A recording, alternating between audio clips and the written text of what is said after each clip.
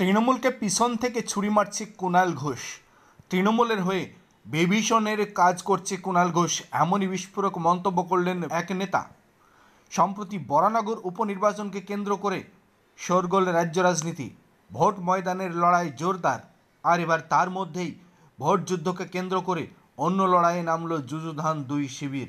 কেন্দ্রবিন্দু বরানগরের উপনির্বাচন। সেখানে তৃণমূলের কুণাল ঘোষের বিরুদ্ধে বেভিশনগিরির অভিযোগ তুলেছেন উত্তর কলকাতার বিজেপি সভাপতি তমগ্ন ঘোষ। সেই সঙ্গে নির্বাচন কমিশনের বেঞ্চ কলকাতায় এসে রাজ্যের দাগি অপরাধীদের 3 ঘন্টার মধ্যে গ্রেপ্তার করার নির্দেশ দিয়েছেন, যা নিয়ে কার্যত তোলপাড় রাজ্য রাজনীতিতে। এবার নির্বাচনকে স্বচ্ছ, ফ্রি অ্যান্ড ফেয়ার করবার জন্য নির্বাচন কমিশন সমস্ত রকমের পদক্ষেপ গ্রহণ করছে, যার মধ্যে অন্যতম হলো দাগি অপরাধীদের 3 ঘন্টার মধ্যে থানার লকআপে ভরা। সেই সঙ্গে রাজ্যের যে সমস্ত জায়গায়, যে সমস্ত বুথগুলোতে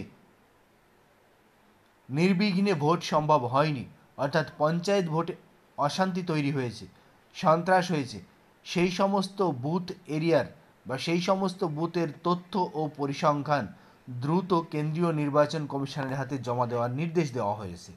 প্রয়োজনে ওই সমস্ত বুথে আধা সামরিক বাহিনী অতি পূর্ব থেকেই নিযুক্ত থাকবে। এমনকি ভোট পরবর্তী সময়ে ওই সমস্ত এলাকাতেও আধা সামরিক বাহিনী রাখা হবে ওই সমস্ত এলাকার নাগরিকদের, ভোটারদের নিরাপত্তার জন্য।